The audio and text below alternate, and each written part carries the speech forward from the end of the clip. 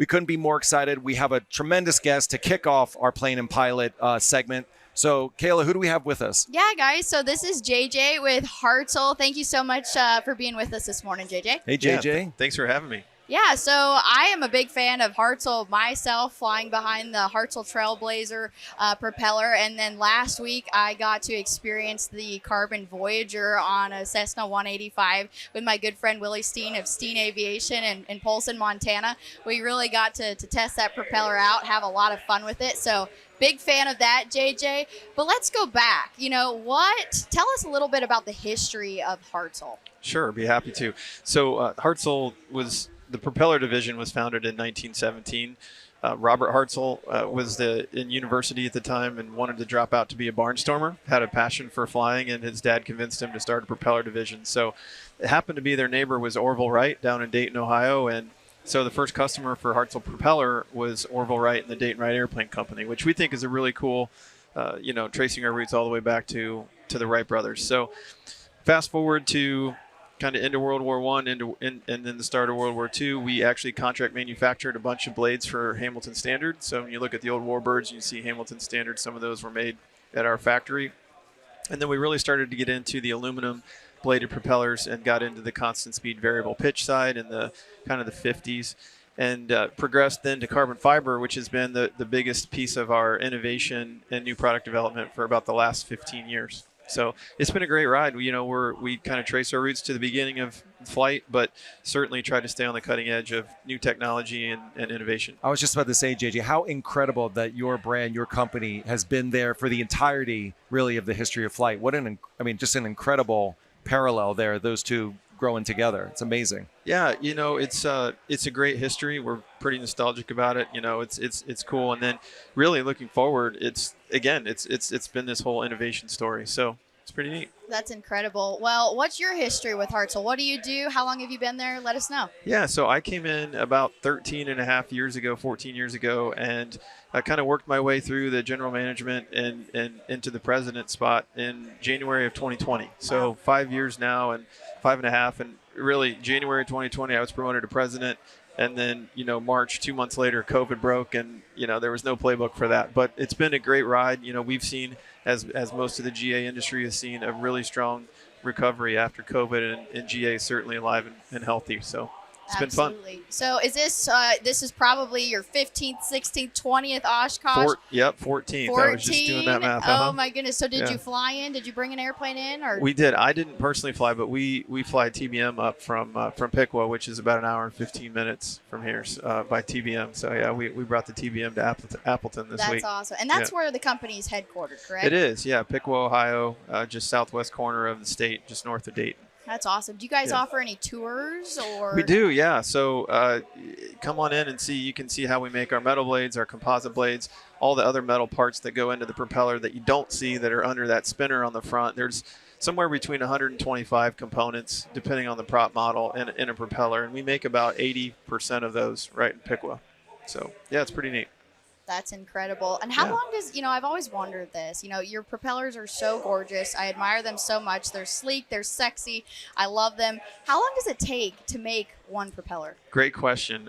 We get that a lot. So, total hours in a propeller ranges from maybe 20 hours in a two-blade propeller, metal blade, to up to sometimes 60 hours of actual labor time. Carbon fiber sounds very cutting edge and very sort of new technology, but it's actually quite a manual process. We're laying up dozens of layers of dry carbon stock over a rigid core, and then we're putting it in a mold, injecting resin, and then finishing it after the cure cycle. So there's a lot of labor that goes into especially the carbon fiber blades that really we have to account for.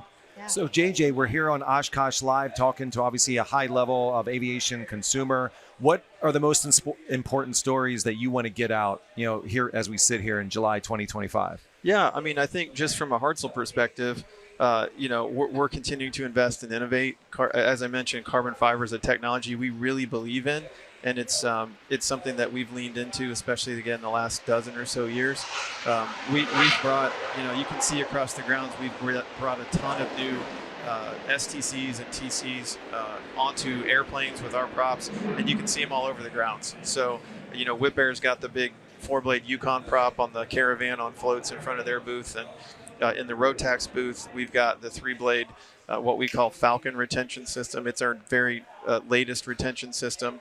We can package 3 blades into a small hub that's still variable pitch for 20 pounds, which is about 10 pounds lighter than the next closest variant, and really provide great performance to that Rotax series. So that's something we've been working on for a few years. We didn't have a prop designed for Rotax, and especially as we think about the backcountry and all the new exciting developments with Mosaic and LSA and Sport Pilot, we think that that's going to be a huge growth avenue for us looking at that market.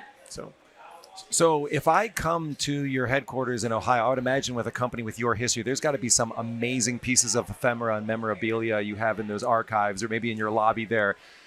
Is there a couple things from the early days of the company that you have, maybe back in a closet like the Ark of the Covenant, back in the warehouse, or maybe on display? Yeah, that's a great question. We have in our lobby, we have this cool prop that was actually on an airboat, if you can believe it, a flying ship from 1917. It was one of our original models, and we bought that off eBay a couple of years ago, which is pretty sweet. It's got these really cool brass riveted leading edges on it, and it's a piece of art carved out of walnut. And so then I think something else that's really kind of cool is we actually developed this resin and fiber thing that we called Hartzell composite back in the 50s, and actually certified it for some very limited applications. So you can see it looks like wood, but it's actually a mixture of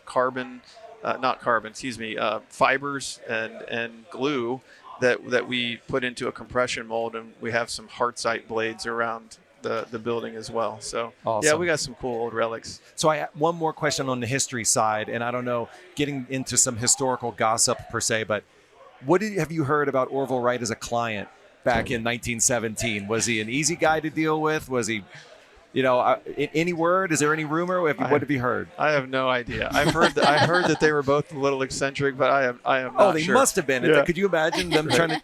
Right. It's incredible. You got to be a little out there to do what they did, right? I mean, it's amazing. So I'll tell you one quick story, though.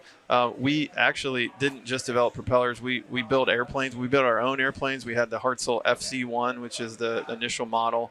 And we decided that building airplanes just wasn't our thing, and we didn't want to be competing against our customers who were also building airplanes. So we just pared that down and focused on the prop side. I had no idea. Yeah. Very interesting. And what year was that? Oh, early, like late teens, 20s type of thing. I mean, it was old wood and plywood construction, right? So, yeah. That's incredible. Yeah. Now, JJ, what do you fly yourself? I don't fly. So, I mentioned the TBM. We have a pro pilot flight department. I have never quite gotten it high enough on my to-do list to get the pilot license. So, it's one of those things where I definitely want to, but I want to make sure that I have the time to stay proficient with it. Absolutely. And I think, that it's coming. My kids are older now, so I think I'll have some more free time. That's incredible. Yeah, it's never too late. Right. So we're here at Oshkosh. I would imagine Hartzell's had a presence here for a very long time. Sounds like you've been coming for quite a time as well. How have you seen GA change in your eyes here, over that 14, 15 or more years? What do you remember about the first time you came, and then how does it feel now comparatively? Yeah, when I first started coming, again, I'm a prop guy, right? So everything is sort of measured in propellers to me. So when we first came, we were in Hangar C here. We had a little 20-foot display, and we talked to some customers about the issues they were having with their props, or what they could put on their their Bonanza, and talk about top props and all that kind of thing.